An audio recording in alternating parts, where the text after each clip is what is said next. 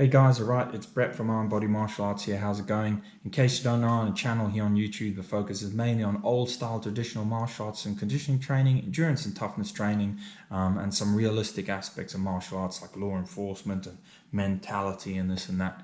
The next thing, because that law enforcement was my profession for 14 years, and like the application of martial arts into that, which is like really opposed, you know, to like traditional conditioning. And then you've got this law enforcement realism thing, you know, and they're in my channel. So anyway, what's this guy's name again? I've been doing some reaction videos or whatever you want to call them. And someone said, hey, can you do this again? I've actually done a video response to this video, but it's armchair violence, shin conditioning is fake bro science. So let's do a little reaction to this one.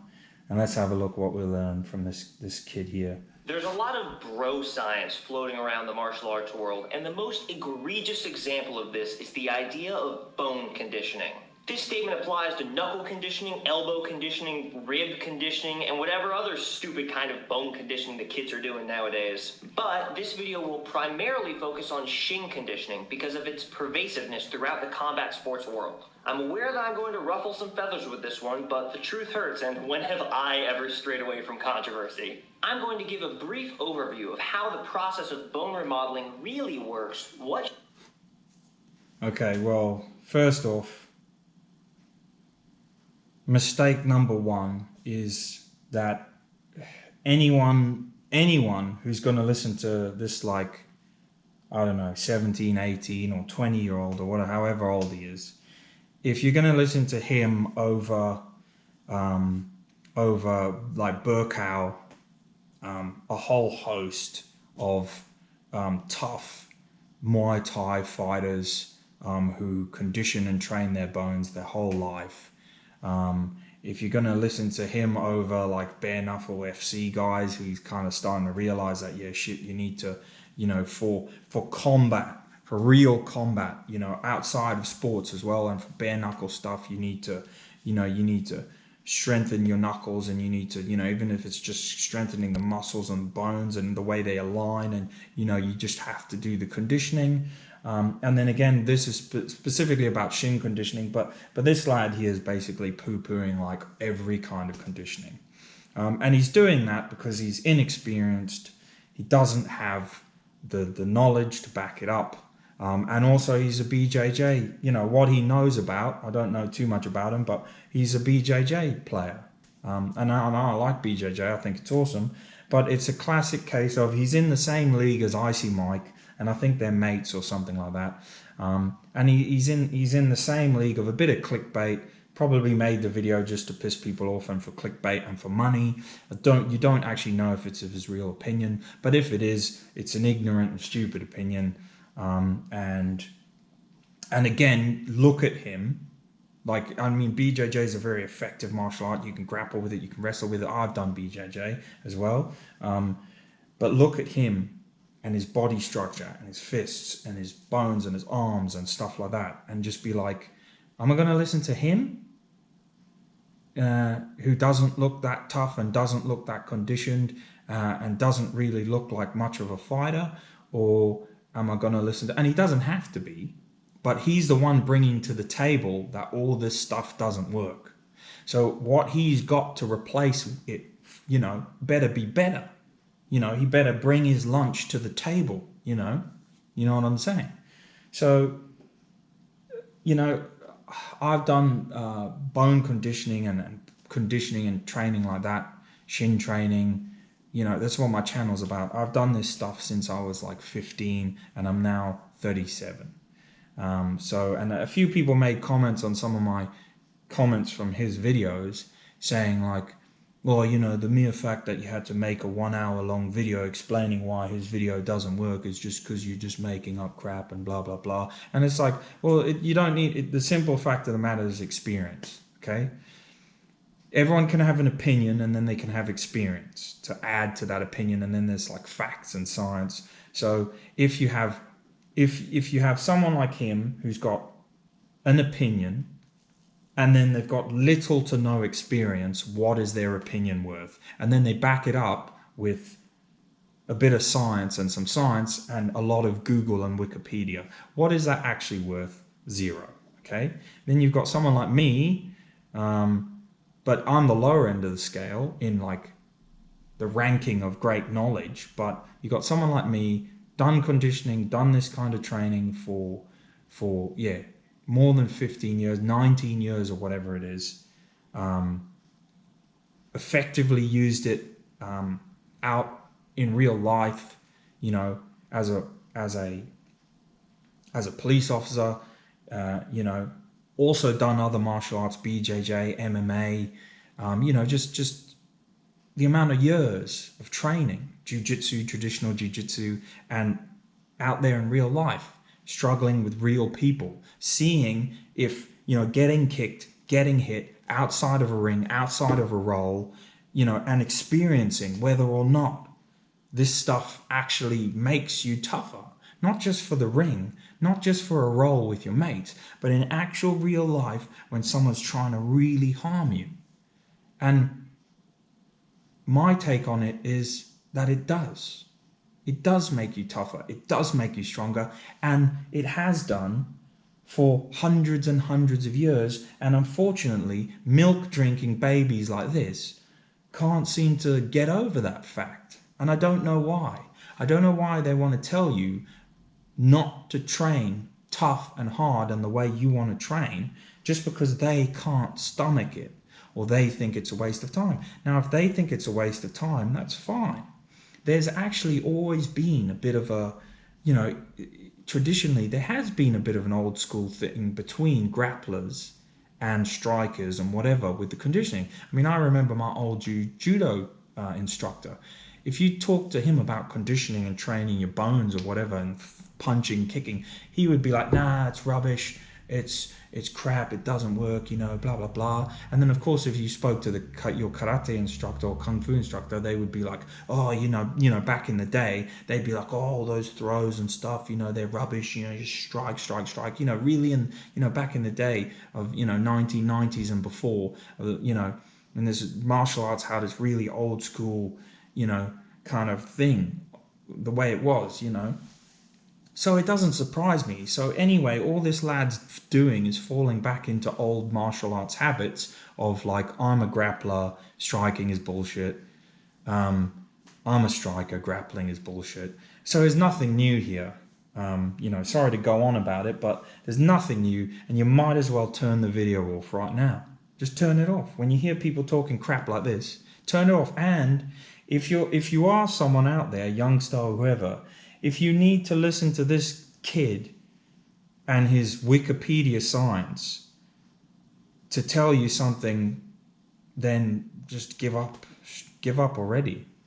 Because you're just hearing what you want to hear. Go home, drink some milk, you know, go and play some computer games, you know, go and lie in a bed of pillows, you know, whatever you want to do.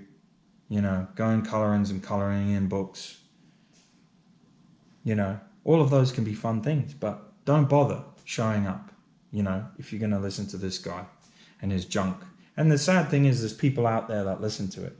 Anyway. Shin conditioning does to your bones and how to actually make your shins stronger. Now, let's look at the process of bone remodeling and keep in mind that this is a very brief overview.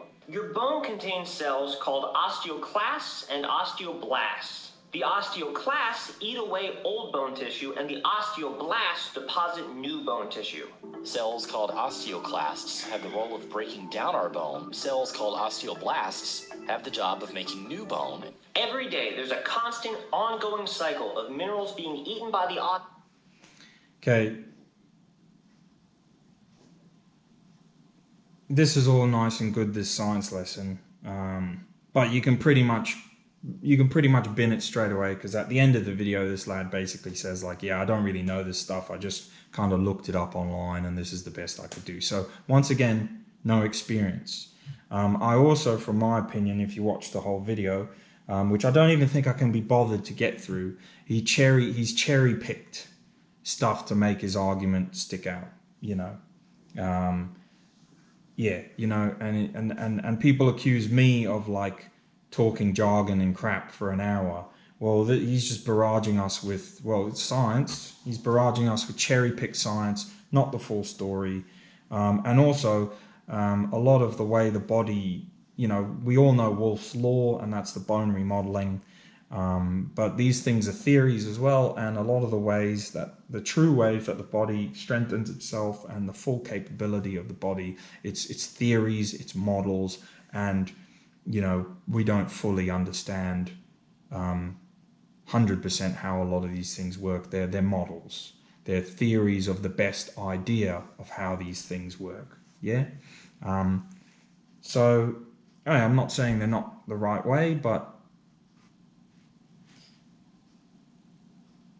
evidence would suggest there's more than we think there is. Osteoclasts and recycled by the osteoblasts into new, healthy bone tissue. Bones get stronger when osteoblasts get more work done, and they get weaker when osteoblasts slack off. This process is governed by Wolff's Law, which states that bones adapt. He's really trying to sound like he knows everything, and this is fine. Great. Force on a bone is known as stress. If I was carrying around a bunch of weights, my legs would be compressed under the force of additional mass. Once this stress is applied, bone growth is triggered by the piezoelectric effect. This means the compression actually creates teeny tiny electrical currents inside my bones, and these electrical currents tell my osteoblasts to start working overtime. When this happens, the osteoblasts end up adding more bone than the osteoclasts are taking away, which makes my bones thicker and stronger. Now, I need to dispel some myths about how people think bones get stronger. The key is to understand the difference between stress and strain. Stress is the amount of force placed on your bones. Strain is how much your bones flex, bend, and buckle under that stress. Stress helps bones adapt, but strain usually just damages them. Now, I'm sure many of you are thinking, but doesn't damaging your bones make them stronger? Actually, no. Many people grew up hearing that broken bones heal stronger, but turns out you were just lied to your whole life. There is no evidence that bones are harder to break after they've fully healed from a fracture. In fact, they might even be weaker. The myth comes from the fact that a broken bone, while healing, will form a thick callus, which can be slightly stronger. One opinion that's been cherry-picked. So, in fact, who is that guy? I don't even know who he is. The common understanding of conditioning involves creating microfractures, which cause bones to heal thicker and stronger, much in the same way that muscles work. Create microfractures in your bone. And it creates microfractures. These little tiny microfractures, right? These kicks create microfractures. Bone is just like the rest of your body, like your muscles. You break them down, you let them heal back up, the stronger they'll get. But bones aren't muscles, and microfractures don't make them heal stronger. So there, once again, they had old Wonder Boy there, and there we go, Wonder Boy, for the fighter, who's quite an advocate of conditioning, and it's like, again, once again, who am I gonna listen to? Or who should you listen to? This lad, what's he accomplished? Nothing. I don't mean in his whole life. I'm sure he's accomplished lots, but what's he accomplished compared to Stephen Wonderboy Thompson, one of the top fighters in the UFC, big advocate for conditioning, as is his father. Says it works, says it's made a difference, says he doesn't get broken hands or as bad, after his fights compared to other fighters. And then you've got this lad who is just as much of a nobody as I am. And he's telling you, no, don't do that, don't do this. And again, you've got people like Burkow, top famous Muay Thai fighter. You've got Dave LeDuc, top Lethway fighter, or loads of MMA guys. Stephen Wonderboy Thompson. You just got a whole host of hundreds of thousands of people, and the whole Chinese Kung Fu community. And then we've got this lad with his Google science, which I would respect him. I would respect him if it was, genuine knowledge that he had studied and learned. But he's just popped onto. He's gone, I don't like conditioning, and I want to support my opinion that I don't need to hit things and I don't need to punch things to get tougher. I'm the toughest guy that there is. No one's tougher than me. How can I get over this thing that I want to be the toughest guy, but there's actually people tougher than me? Oh, I know. I'll make a video explaining how you don't need to do all those things, and that way in my world I'm the toughest guy in the world, and I can BJJ everyone. Once this stress is applied, bone growth is triggered by the piezoelectric effect. This means the compression actually creates teeny tiny electrical currents inside my bones, and these electrical currents tell my osteoblasts to start working overtime. Killing me. When this happens, the osteoblasts end up adding more bone than the osteoclasts are taking away, which makes my bones thicker and stronger. Now, I need to dispel some myths about how people think bones get stronger. The key is to understand the difference between stress and strain. Stress is the amount of force placed on your bones. Strain is how much your bones flex, bend, and buckle under that stress. Stress helps bones adapt, but strain usually just damages them. Now, I'm sure many of you are thinking, but doesn't damaging your bones make them stronger? Actually, no. You can't separate stress and strain. One is the result of the other. But turns out you were just So, lied to if you your hit whole something, There your is bones no put under evidence that stress bones and are it's harder put to under break after strain. they've fully If you healed pull, from a fracture. if In you fact, do they might anything, even be weaker. one is the The myth result comes of the from other. the You fact can't that a broken separate them and bone, say, while oh, if you healing, only will do form a one, it thick makes them stronger, callus, and if you which only do the can be other, slightly it just doesn't stronger, work that way. But that callus quickly goes away. In fact, damaging your bones can often make them heal weaker. The common understanding of shin conditioning involves creating microfractures, which cause bones to heal thicker and stronger, much in the same way The that problem muscles is, work. it's Create like microfractures in your bone. it's like when you've got something that you know works, and then you've got someone going out of their way to say it doesn't. It just break them down, just you let them heal back just up, drains stronger your they get. freaking But energy. You can bones see are how muscles, and microfractures how- don't make them heal stronger. In fact, giving yourself microfractures make your bones weaker. When your bones are damaged, osteoblasts are called in to repair the damage. But this means that your osteoblasts have to fix the microfractures while replacing all the minerals that your osteoclasts are destroying, and they often can't manage to do both. This means that healing your microfractures can actually cause a drop in bone density, as your osteoblasts are forced to pull double shifts to keep up with your osteoclasts. Eventually, the microfractures will heal and your osteoblasts can start to catch up on their work. But if you're constantly re-injuring your bones in a reckless attempt to strengthen them, your osteoblasts will never get the chance to catch up. Oh, just to say, generally in conditioning, at least in Chinese Kung Fu, it's a rule where you try and condition your bones up to the point where they're not bruised. And then you gradually increase the force over the time. So if, his theory about the one the one breaking down the bone so the other can build it, but they can't keep up with each other. Generally, that's kind of covered in Shaolin Kung Fu and in Kung Fu, and in most of the training methodologies of bone conditioning, because you don't, there's an amount of force you hit with, over time you increase that. When your bones become more resistant. So in effect, he is right. Like if you just smash your arm on the thing, it'll just bruise and damage, and then it'll take ages to heal. And by the time it heals, it'll probably be around about the same. But if you gradually build it up, it gets to a good point. And I've had this myself where I've built it up, and my bones have got to a really tough point. And then I've had a really tough session of conditioning because my bones feel so tough, and I've had to hit really hard, and then I've bruised things, and then it seems to go, it seems to set me back a bit. But what I would say about that is, it seems to set me back in my mind comparatively, but ultimately, I might drop down there a bit, but ultimately in the grand scheme of things, I'm still up there. The conditioning is still way more than normal, than the usual unconditioned person.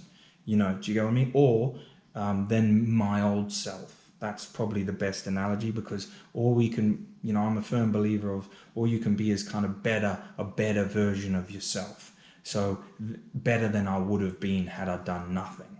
you know, and that's another crux. You know, you don't need to have these super iron bones like all the guys out there. I think you just need to be better than you would have been had you done nothing. And please, don't be the guy who does nothing. Or if you do, be the guy who does nothing and you go to all your BJJ classes and you're a super BJJ guy. That's fine. If you want to be that guy, great. I tell you what, then do a little bit of conditioning and you'll be way more dangerous than if you didn't do it. And even if your osteoblasts do manage to keep up, a bone constantly in the process of damage and repair is weaker than a bone in homeostasis. Think of your bones like a brick wall. If you keep breaking the wall and repairing it over and over, you're going to end up with a disorganized mess of masonry. It would be stronger if you had just left it alone. But let's assume that you're not using enough impact force to strain or damage your bones. You're using just enough to give your bones a reasonable amount of stress. We're getting somewhere now. How would your tibia theoretically remodel itself?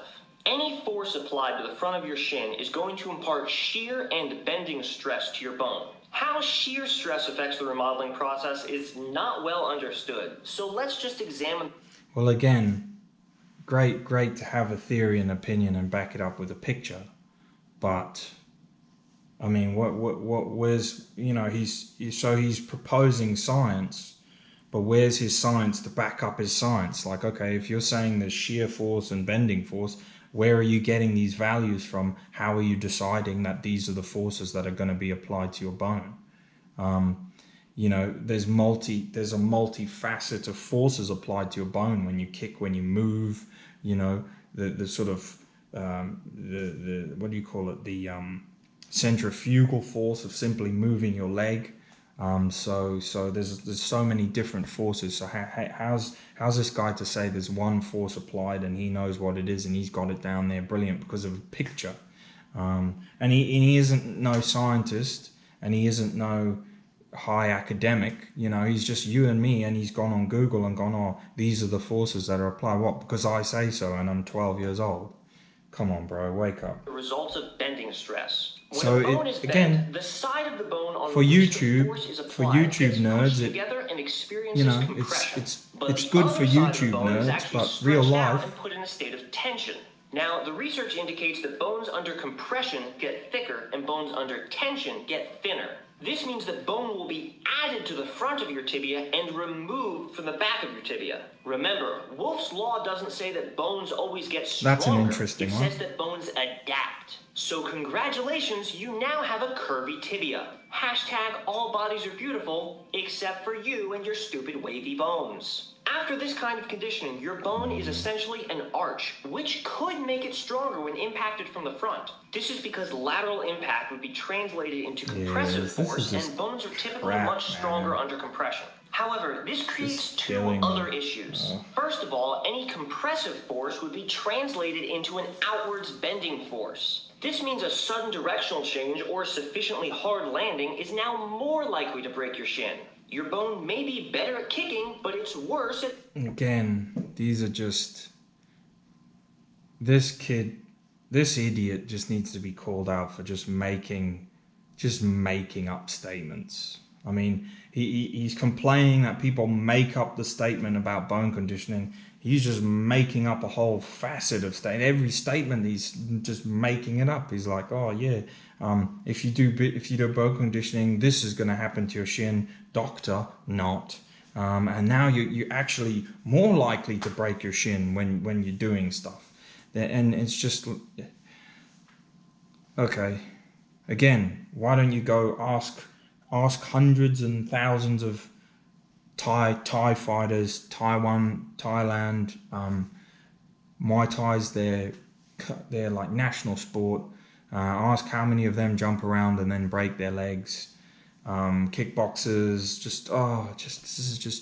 this is just killing me. This is the hardest reaction video I've had to do because it's just, I usually enjoy just the talking and the enjoyment, but when someone is this idiotic, but they think they're being so clever, it just kills me inside. Like I'm dying here. I'm just dying. I want to die. Virtually everything else. Second of all, your bone is not going to stay this way, even if you want it to. Remember how I said compressive forces will turn into bending forces? Well, if you happen to do anything crazy like walk or stand, your own mass is going to exert a bending stress on your bone that puts the inside curve in compression and the... Look, I just can't. Look, nah, that's it.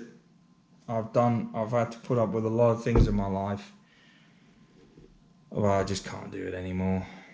Look, what's his name? Armchair Violence, you have officially defeated me. I do not have the will to listen to your shit anymore. Not because it opposes my viewpoint. I don't care. Not because it opposes the viewpoints of hundreds, thousands of other martial artists over the years. Yes, you are the one. You are Neo. You have left the Matrix and you have realized that this is all a lie. It's all a lie. And if people want to follow you up into the fucking machine world, then they can have you and you can have them. As for me, I think I'm going to stay in the Matrix. I'm going to flick that red pill and flick that blue pill. And I'm just going to have my steak. Yep. I'm just going to stay in the Matrix. I'm going to eat my steak. And I'm going to forget all about this crap. And carry on doing the shit that I do. And God knows if we ever meet, which we never will, I guarantee you, my training has made me tougher than I would have been had I not done it. Yeah. And that's all I need. Thanks for misinforming and talking shit to loads of people and contributing to the detriment of martial arts with your crappery. Have a good day.